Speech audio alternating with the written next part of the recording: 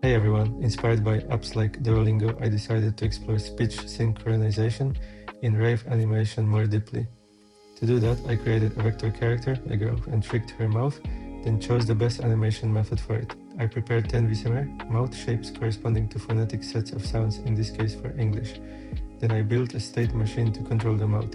Driving mouth movement with keyframes would have been too time consuming, so I had to process speech generated in 11 labs into JSON files. I thought about the most efficient way to do this and designed and built a simple tool that generates MP3 files and JSON data indicating which mouth shapes need to be shown at the corresponding timestamps in milliseconds. Then I finished the subtle character animation and brought everything together. You can check out the result on my website. No video, no pre-render, just code running in the browser.